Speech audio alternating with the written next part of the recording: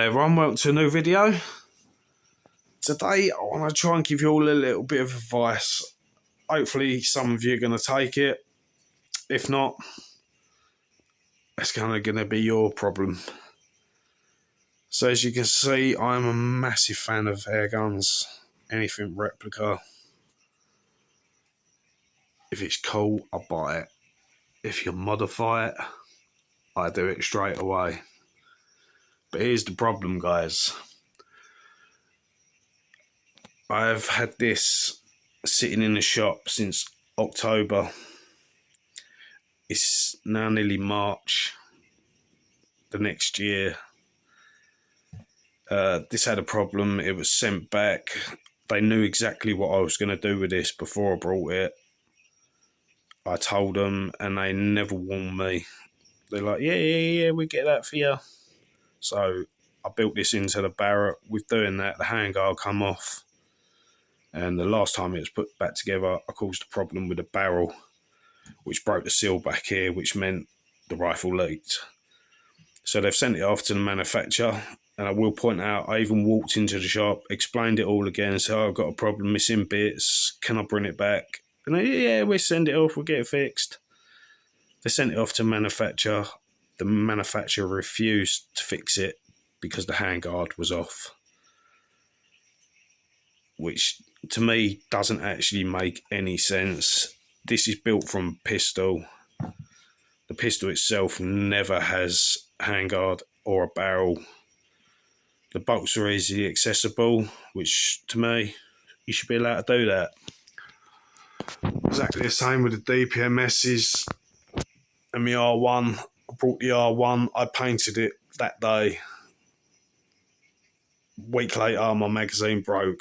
I told the shop, told them what was wrong with it. They said, I'll bring the gun back. I said, well, you probably won't want me to bring the whole gun back because that's what's happened.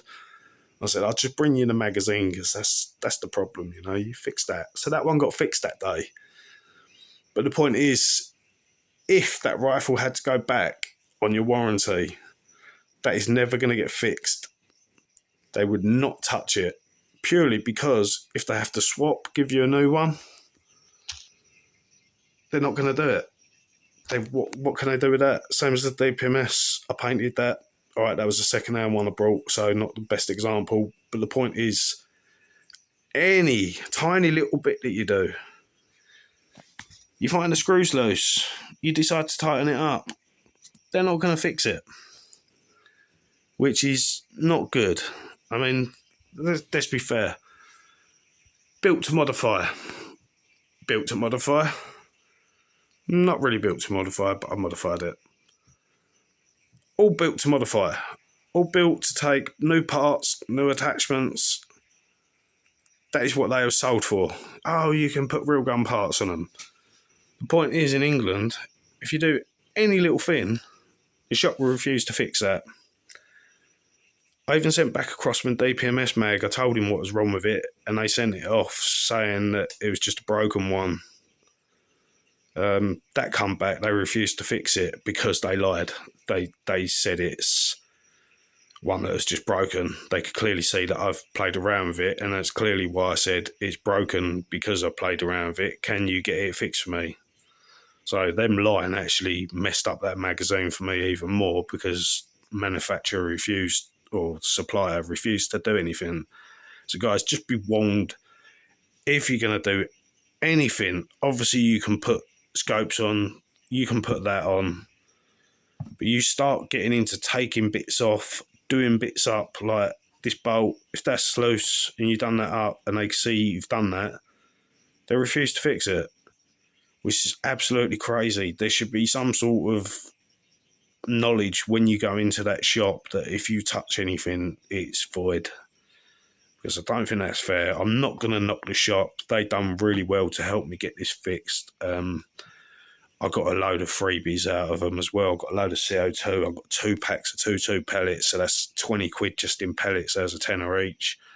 They give me a new rifle bag to keep this in, which was pretty nice of them. They probably sell them for about 10, 15 quid upwards. They give me 10 fresh 12 gram CO2s as well. This had not only been sent to the manufacturer and returned, they sent it off to the gunsmith. He fixed it. Apparently, it come back. It still had a small leak. They fixed it another 2 times. The seal kits for these are 30 quid a time. But that is the crazy thing when you think about it. All that they give me, the amount of times it had been fixed, they could have just replaced the rifle for having a problem.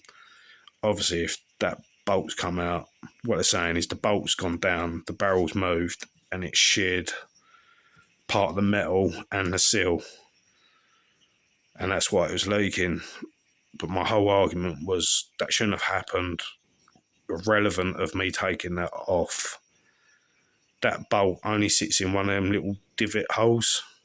So it's basically like, imagine a sphere, slice it in half and put it down. There's nothing for it fixing it. It's literally like millimetres for a bolt head just to sit in. So whose fault is that?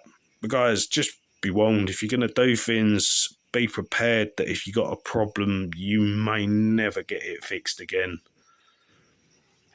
That is as best as I can say on that, guys. That is my advice. You're going to take a chance. Even like my AK, I've aged that wood on that. Put all stain and that on the wood to make it different. Again, they would never touch it. They would not return it for you. Because in their eyes, they can fix them 90% of the time. They just send either a refurbished one. Very unlikely you get a new one most of the time, guys. In my Lee Enfield, that went back. They sent me out a lower number, and I was pretty pissed off that they sent me someone else's at first. I thought, you know what, I've got a slightly lower number. I'll accept it, but I still wasn't happy about it because that isn't my rifle. I think I had the same with the HK USP. That had a broken slide. Sent it back. I'll be honest, the whole situation was a nightmare. At the same time, the Thompson went back. That was the same time the Lee Enfield went back. So I literally have 3 guns of mine. Yeah, they kind of lost that.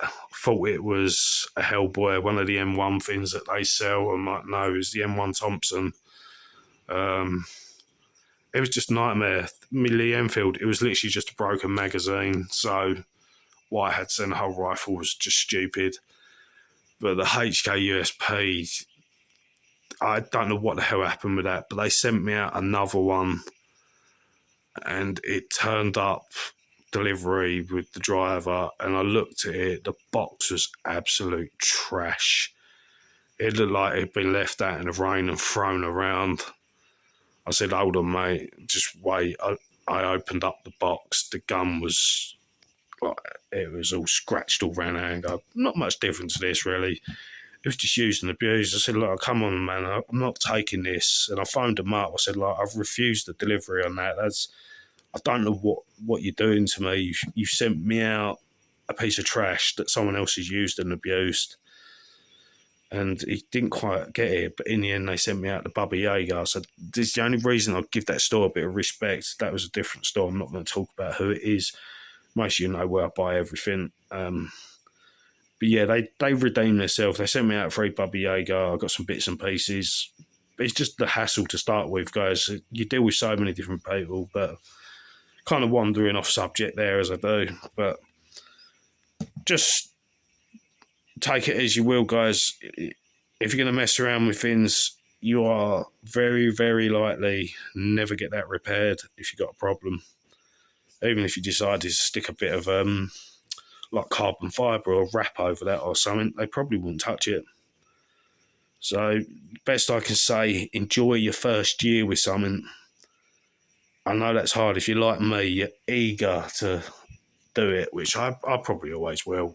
I know what I'm like. If it breaks, I'll make them fix it. You know, it wasn't my fault the item broke inside. But what can you say? I get a bit of leeway, guys, because I buy a lot of stuff from the shops. I know, obviously, I'm not like famous with all this shit, but your word does go quite a long way. I do get a lot of feedback off the channel, so it's not a good thing to have someone like me abusing your shop. That's for sure. I mean, I brought a few bits and I've had big problems, and I held it to myself because I give people a chance. But yeah, you can kind of make or break people when you get at a certain place. But obviously, some people realise that, some people don't care. But you know, I've got the Facebook group, I've got the YouTube, so I can just avoid it. Even if I tell 10 people and they know not to use a certain shop or store, whatever, online, then it helps, doesn't it? It saves 10 people. But guys, take what I said, remember it, try and just try and enjoy what you got for the first nearly a year. If you ain't had any problems by then I won't worry about it. But you pretty much only got a year on your stuff in England, so that's about as much as I can say. So, guys, enjoy your day. Please hit that like and subscribe. It's helping this channel so much. And if you got to this point in the video, well done you, because the algorithm shows not too long viewing time, but the average is pretty good. But never mind. Maybe you'll get bored. But I hope you guys, I'm not going to sit here in front of a camera telling you everything's great. I'll tell you problems. I'll be honest with you. I've got no connections to any shops or anything, any manufacturers. So, you know, that's how it is. I'm here to look after you lot, let you know what's what. Guys, enjoy your day. See you soon.